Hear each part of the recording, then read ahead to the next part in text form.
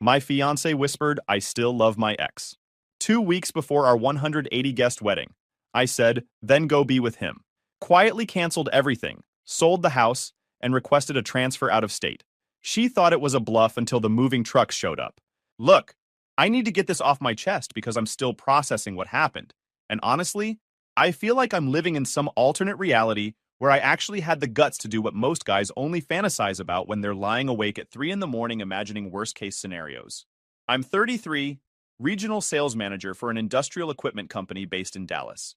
Been in this role for 5 years, worked my way up from sales rep making cold calls and getting doors slammed in my face. The job's demanding, but I'm good at it.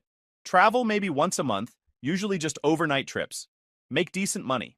Not Silicon Valley rich, but comfortable enough to have options and not stress about the mortgage. Been with my fiance Kennedy for 2.5 years. She's 30, works as an interior designer. One of those people who can walk into a room and immediately tell you why your furniture arrangement is giving you anxiety. She was good at her job, had this whole Instagram presence going, did consultations for people renovating their homes, got featured in local magazines. We met at a mutual friend's housewarming party 3 years ago. She was there professionally. I was there drinking free beverages and pretending to care about crown molding. We started talking. She laughed at my jokes. I appreciated that she could explain the difference between eggshell and ivory without making me feel like an idiot. Got her number. Had our first date that week. First year was great. Normal relationship stuff. We'd go out to dinner, she'd drag me to art galleries, I'd drag her to Rangers games.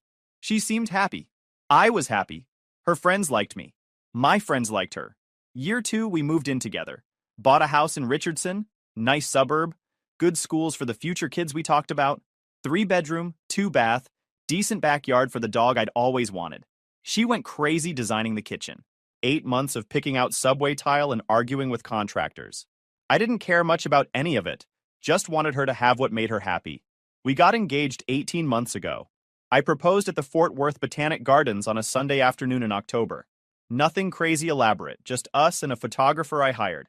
Bought the ring she'd been subtly showing me for 3 months. Got down on one knee by the Japanese garden.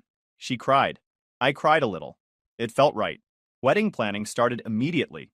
Kennedy had a Pinterest board with 847 pins. She knew exactly what she wanted. The venue, the flowers, the color scheme, dusty blue and sage green. I showed up to meetings, nodded when appropriate, and wrote checks. That's what you do as a groom. The wedding was supposed to be this Saturday. 8 actual days from the moment everything imploded. We had the venue booked at this barn-style place outside Dallas that Kennedy found after visiting 23 different locations. String lights in the rafters, big windows overlooking a pond. Cost a fortune, but she loved it. We had 180 guests confirmed. My side was maybe 60 people. Her side was huge. She came from one of those families where third cousins twice removed get wedding invitations.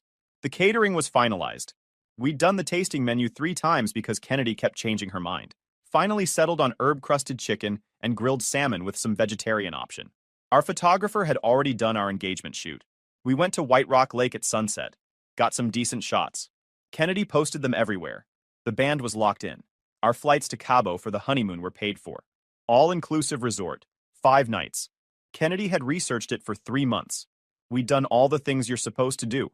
Saved the dates 9 months in advance. Registered at 3 stores. Had a couples shower.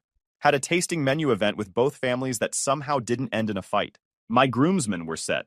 Best man was Garrett, my buddy from college. 4 other guys. We'd already done the bachelor party. Low-key trip to Austin. Came home Sunday with mild hangovers and no regrets. Kennedy's bachelorette party was Nashville. She came back with a hangover and 600 new Instagram followers. Everything was handled. Everything was perfect. I had my suit tailored. Kennedy had her dress altered. We'd written our vows. Practiced our first dance. Thursday night, 2 weeks before the wedding, we're doing our final prep meeting with our wedding planner, Riley. She's one of those hyper-organized people with a clipboard and headset. We're at our dining room table going over every detail. Ceremony starts at 5. Cocktail hour at 6. Reception at 7. First dance at 8. Cake cutting at 9. Send-off at 10:30 with sparklers. Riley's going through her checklist. Confirming vendor arrival times. Making sure the signature drinks are still what we want. Kennedy had insisted on 2 custom cocktails. Kennedy seemed quieter than usual. Kept checking her phone. Barely asked questions. I figured she was overwhelmed. Her mom kept calling about the weather. My dad was weird about his toast. Standard pre-wedding nonsense. Riley left around 11. Kennedy and I were in the kitchen. I was making a list of last-minute items we needed to grab from Target the next day. Batteries for the sparklers. Backup makeup for Kennedy's bridesmaids, in case someone forgot theirs. Some specific kind of tape for the gift table. Lint rollers.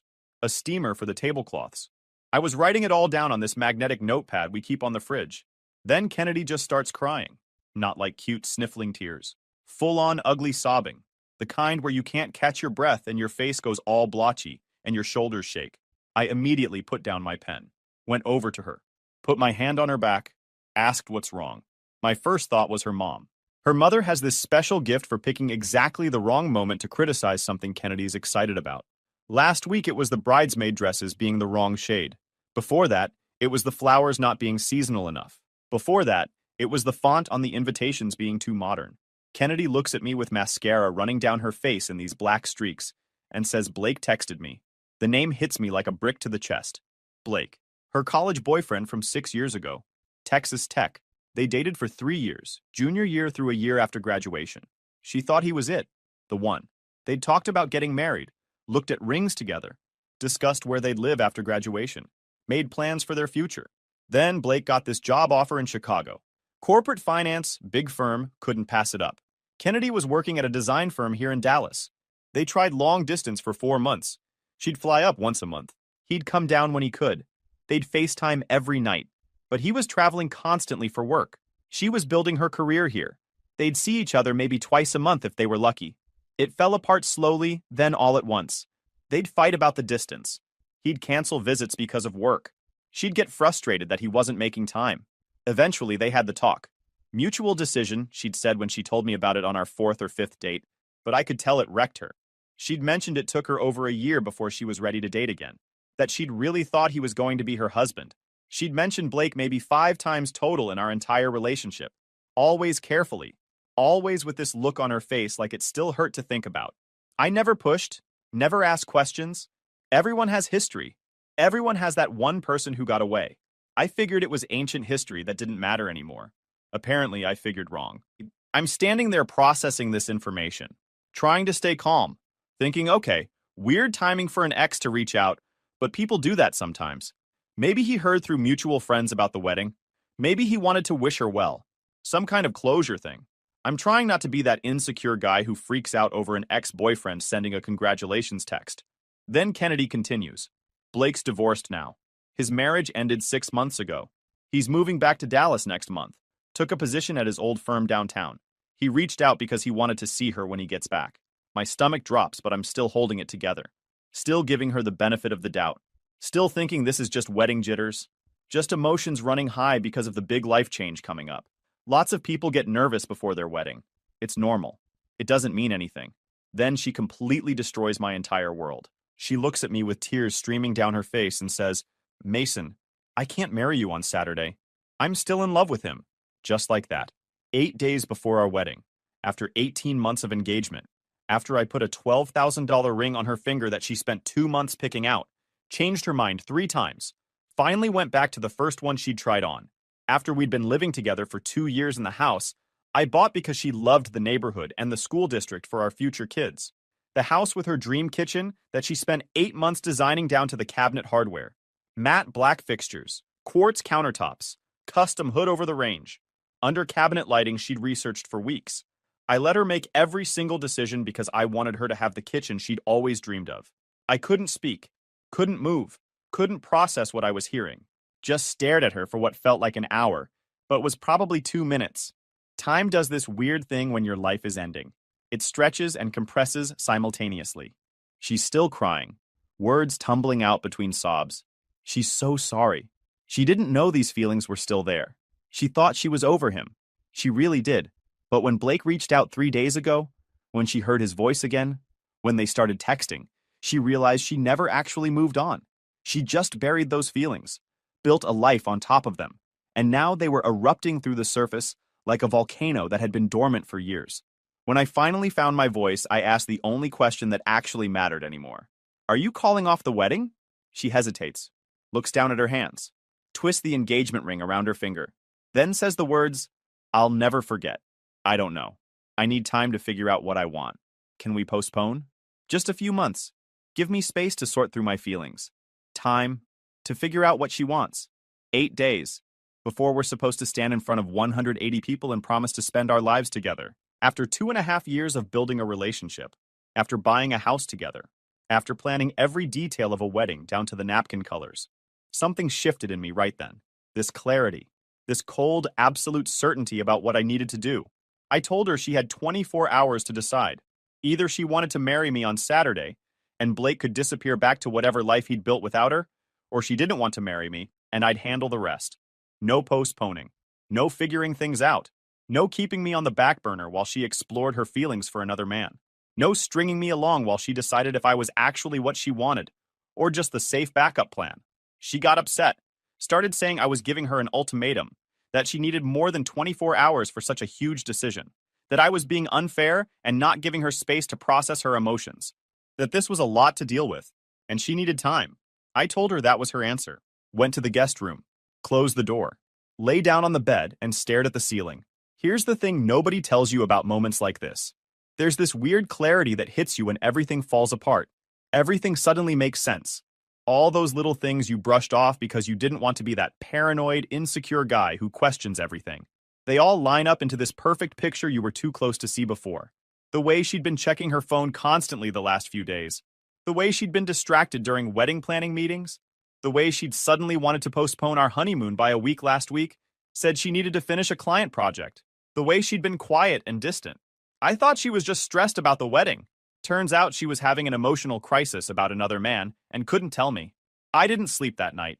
Lay there in the guest room, running through every moment of our relationship, trying to figure out if I'd missed something obvious. Wondering if she'd been settling for me this whole time. Wondering if I was just the safe choice after Blake broke her heart 6 years ago. The stable guy. The one who showed up. The one who didn't leave. Friday morning came. Kennedy was still thinking about it. Still hadn't made a decision. Still wanted more time. So I started making calls. Called Riley first. Told her the wedding was canceled. She tried to talk me out of it. Said maybe Kennedy just has cold feet. Said lots of brides get nervous right before the wedding. I shut that down immediately. This wasn't cold feet. This was Kennedy telling me she'd rather be with someone else. That's not nervousness. That's the truth finally coming out. Riley said she'd handle guest notifications. I told her we'd cover all vendor cancellations and eat whatever deposits we lost. She asked if I was sure. I said I'd never been more sure of anything in my life. Called the venue, canceled. Yes, we're eating the $8,000 deposit. No, we're not rescheduling. No, I don't want to transfer it to a different date. Called the caterer. Canceled. Lost another $3,500. Called the photographer. She was actually cool about it. Said she was sorry to hear what happened. Offered to refund half her deposit since she could potentially book someone else with 2 weeks' notice. I told her to keep it all. She'd already done our engagement shoot and put in hours of work. Called the band. Canceled. They kept the deposit. Called the florist. Canceled. Lost another $2,000. Called the transportation company we'd hired for the wedding party. Canceled. Called the hotel where we'd blocked rooms for out-of-town guests. Canceled the block. Called the all-inclusive resort in Cabo. Canceled the honeymoon. Lost the deposits, but whatever. Spent 3 hours on the phone with Riley going through the guest list. All 180 people needed to be notified. She agreed to send out cancellation notices through our wedding website. We kept it vague. Due to unforeseen circumstances, the wedding of Kennedy Williams and Mason Crawford scheduled for Saturday, December 16th, has been canceled. We appreciate your understanding during this difficult time. Then I called my boss, told him I needed to request an immediate transfer to our Denver office. He's known me for 8 years, hired me as a sales rep, mentored me, knows I don't make impulsive decisions, knows I don't ask for favors or special treatment. He asked if everything was okay. I gave him the basic version. Fiancé decided 2 weeks before the wedding that she's still in love with her ex. He was quiet for a minute, then said he'd make some calls and have something set up for me by Tuesday. That the Denver regional manager had been looking for someone solid anyway. That he'd fast-track the transfer. Called our realtor. House goes on the market Monday morning. She tried to suggest we wait. Said the market might be better in spring. Said maybe we should think about this. I told her I needed it listed immediately. Professional photos, staging consultation, the works.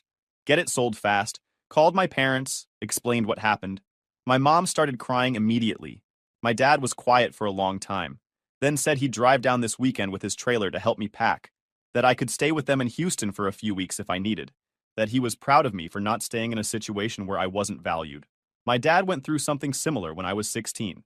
Not exactly the same, but close enough. My uncle, my mom's younger brother, just up and decided after 20 years of marriage that he needed to find himself. Left his wife and 3 kids. Destroyed his family. My dad watched his sister-in-law spiral into depression.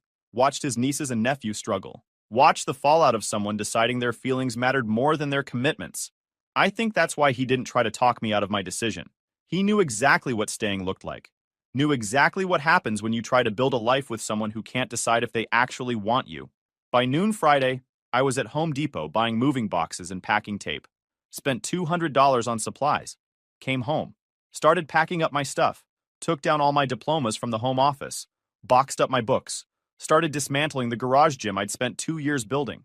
Weights, bench press, squat rack, all of it going into boxes. Kennedy came home around 1 in the afternoon to find me loading boxes into my truck. She pulled into the driveway, sat in her car for a minute, then came inside. She completely lost it when she saw what I was doing. Started screaming about how I was overreacting, how I was destroying everything without giving her space to process, how I was being cruel and vindictive and punishing her for being honest about her feelings. I didn't raise my voice, didn't engage, just kept packing. Told her very calmly that I was giving her exactly what she asked for. Time to figure out what she wants, just not with me as an option anymore. She kept saying she never said she didn't love me, that we could work through this, that I was throwing away 2.5 years over one moment of confusion, that everyone has doubts, that this was just cold feet and wedding jitters. I stopped packing, looked at her directly, told her this wasn't confusion.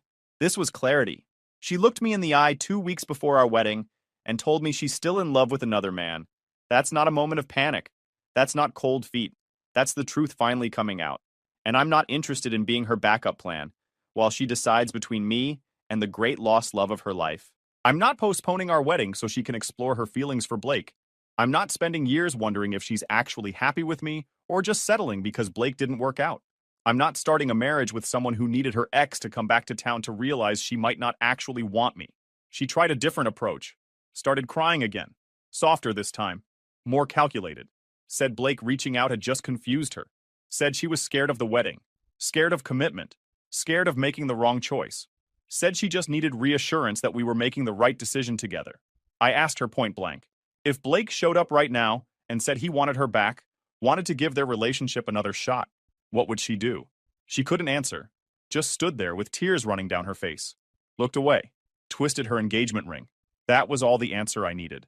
I finished loading my truck, grabbed my dog Cooper from the backyard, golden retriever I'd gotten as a puppy 2 years ago, put his bed and food in the truck, drove to Garrett's place.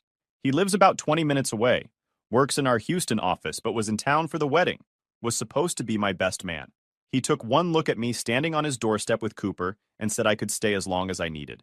Set me up in his guest room, didn't ask a bunch of questions, just handed me the remote and ordered pizza. That was Friday afternoon. By Sunday, I had an apartment complex in Denver ready to show me units on Tuesday. By Monday, the house had 3 showings scheduled. By Tuesday, I was on a plane to Colorado with Cooper and 2 suitcases. The wedding day came and went. Saturday, December 16th. The day that was supposed to be the happiest of my life. I spent it hiking in Rocky Mountain National Park. Got absolutely destroyed by the altitude at 12,000 feet. Felt like my lungs were going to explode. But standing up there looking out over the mountains, I felt more at peace than I had in months. More clarity about my life than I'd had in years. Kennedy spent it watching her phone. Watching her life fall apart in real time. Update 1. 1 week later. It's been a week since I went nuclear on my entire life. Figured I'd update you all since a few people have been asking how things turned out. I'm writing this from Denver. Got here Tuesday night. Found an apartment in Lodo on Wednesday. Signed the lease Thursday. Got a corner unit on the 5th floor. Mountain views from the balcony. Walking distance to my new office. Complete opposite of Dallas suburbia. My furniture and boxes arrive Monday. Until then, I'm living out of 2 suitcases in an extended stay hotel with Cooper. And honestly, I'm more relaxed than I've been in months. Sleeping better.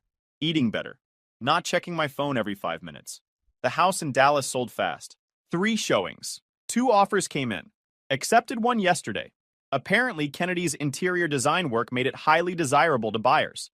That kitchen she spent 8 months designing is apparently exactly what people want these days. The irony isn't lost on me. Closing in 3 weeks. I'll walk away with enough equity to put down 30% on something out here. But let's talk about Kennedy, because this is where things got really interesting. Saturday would have been our wedding day. I spent it hiking like I mentioned.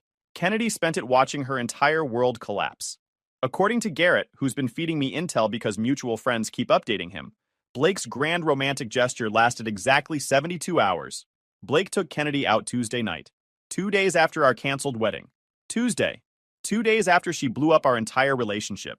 Fancy dinner at this steakhouse downtown, the kind with the $80 steaks and the sommelier. The whole romantic treatment. Kennedy apparently posted about it on Instagram. Some caption about trusting your heart and right person, right time. Got a bunch of likes from people who had no idea what had just happened.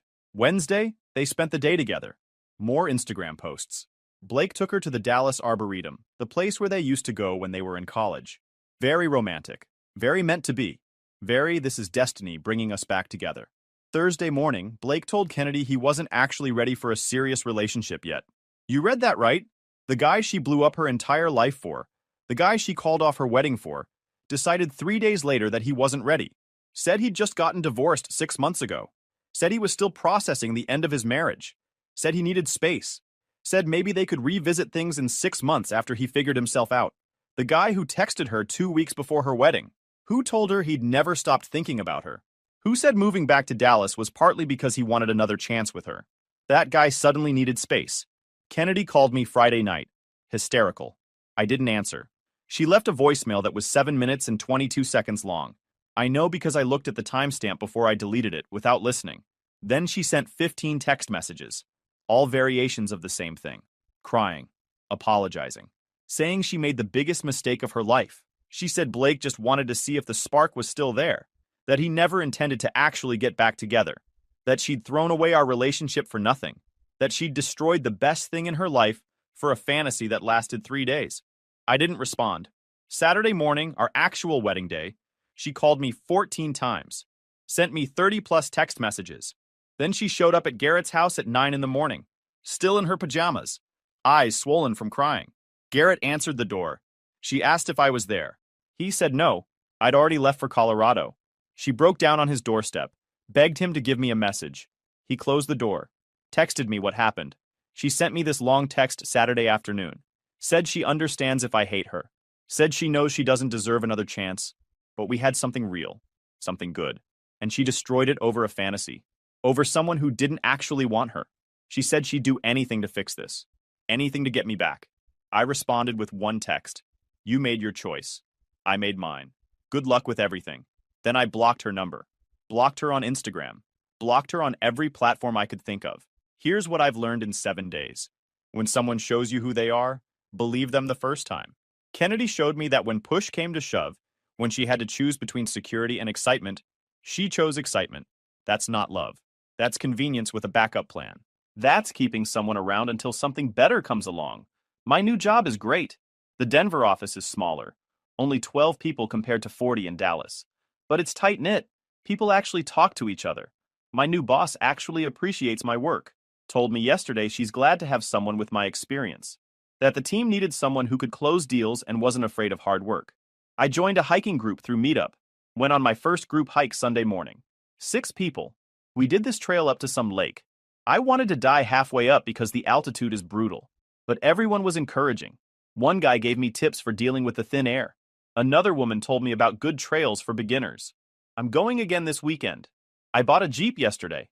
Something I'd always wanted but never got because Kennedy thought they were impractical and not good on gas. Turns out they're perfect for Colorado. Took it up a mountain road just to test it out. Cooper loved riding with his head out the window. My parents came out last weekend.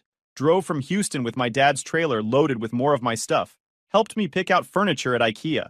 My dad and I went fly fishing Saturday morning. Didn't catch anything, but it didn't matter. We just talked. He told me he was proud of me for not staying in a situation where I wasn't valued. Said it took more courage to walk away than to fight for someone who clearly didn't want to fight for you. Do I miss Kennedy? Sometimes. You don't just turn off 2.5 years of your life. But I don't miss the version of Kennedy who could look me in the eye and say she loved someone else. I miss the version I thought existed, the one who actually wanted to marry me, the one who was building a future with me instead of fantasizing about her ex. But that version never existed. It was just a character she was playing until something better came along. Life moves on faster than you think it will. Update 2. 3 months later. 3 months since everything imploded. Life has gotten significantly better, also significantly weirder. First, the career stuff. I'm killing it here in Denver. Closed 3 major deals last month. Big contracts, industrial equipment for manufacturing plants, the kind of sales that make your numbers for the whole quarter. My boss pulled me aside last Tuesday and said they're fast-tracking me for regional VP. That comes with a 40% raise in oversight of the entire Colorado-Wyoming territory. I'm 33 years old and about to be one of the youngest regional VPs in company history. The promotion goes through next month. The house in Dallas closed 6 weeks ago. I used my equity to put 30% down on a place here in Golden, about 20 minutes west of Denver. 3-bedroom house. Mountain views from the back deck. Walking distance to hiking trails. Cooper loves it. There's this trail system right behind the neighborhood. We go hiking every morning before work. I've been hiking every weekend. Did my first 14er last month. That's a mountain over 14,000 feet. Quandary Peak. Got absolutely destroyed by the altitude. Thought I was going to pass out around 13,000 feet. But I made it to the summit. Standing up there at 14,265 feet, looking out over the entire state, everything seems smaller. Your problems, your worries, your past. It's all just tiny down there. Joined a climbing gym in January. Turns out I'm decent at bouldering. There's something satisfying about figuring out a problem, looking at the wall, planning your route, executing it. Made some friends there. People who don't know anything about my past, who just know me as the guy who shows up 3 times a week and tries hard. Now for the Kennedy updates, because I know that's what people want to hear. She moved back in with her parents. Her interior design business is struggling. Turns out a lot of her clients were referrals from our mutual friends. And well, things are awkward now. People take sides in breakups, especially when one person calls off a wedding 2 weeks before it happens. Plus, word travels fast in Dallas social circles. People talk. Her reputation took a hit. Clients don't really want someone who can't commit to her own wedding planning their major renovations. She's apparently working part-time at a furniture store now. West Elm or something like that. According to Garrett, who still has mutual friends feeding him information, she's also taking medication for depression. Look, I don't take pleasure in her struggles, but I also don't feel guilty about them. She made her choice. Choices have consequences. She chose to blow up our relationship for a guy who didn't actually want her. Blake? His ex-wife divorced him and got half his assets in the settlement. House, cars, retirement accounts, the whole deal. He's apparently broke and trying to start over. There were rumors he was moving to Denver, some corporate position. But word travels fast in business circles. His reputation preceded him. The guy who leaves jobs suddenly, who can't commit to anything. I haven't run into him. Hope I never do. My old company in Dallas tried to get me back last month. My former boss called. Said they wanted to offer me a senior position. Same level Kennedy had been angling for but never quite got. Plus a signing bonus. $25,000 just to come back. I told them thanks but no thanks. Denver is home now. I'm not going backwards. Kennedy found out about the offer through the office grapevine. Someone told someone who told her. She texted me from a different number since I'd blocked her original one. The text said, "See? They want you back. Dallas wants you back. I want you back. You belong here. Come home." I didn't respond. But if I had, I would have told her that belonging somewhere isn't about people wanting you back after you've already left. It's about people appreciating you enough that you never want to leave in the first place. She definitely didn't appreciate me when she had me. Now she's living with the consequences of that reality. Final update, 6 months later. Final update. It's been 6 months since I canceled my wedding, sold my house, and moved to Denver. Figured I'd give you all closure since so many of you followed this saga from the beginning. Short version, life is incredible. 0 regrets. Long version, I'm now regional VP for the Colorado-Wyoming territory, as of last month, making almost double what I was making in Dallas. Bought that house in Golden, paid off my Jeep, added a mountain bike and full ski setup to my collection. Just got back from a week-long ski trip to Breckenridge. Turns out I'm decent at skiing. Who knew? My health is better. Lost 20 pounds total. Can actually run at altitude now, without feeling like I'm dying. My bank account is healthier. My entire outlook on life is better. I wake up excited about my day instead of dreading it. But here's what I really want to talk about. The mindset shift that came from taking decisive action when my boundaries were crossed. 6 months ago, I was a guy who thought compromise and working things out were always the mature response. I thought walking away made you a quitter. I thought fighting for your relationship, no matter what, was what good men do. I thought you had to earn love through persistence and patience and proving your worth. Now I realize that was complete garbage. Sometimes the most mature thing you can do is recognize when someone has shown you who they are and believe them the first time. Kennedy showed me that when she had to choose between me and Blake, she chose Blake. That's not love. That's not commitment. That's convenience with a backup plan. That's keeping someone around until something better comes along.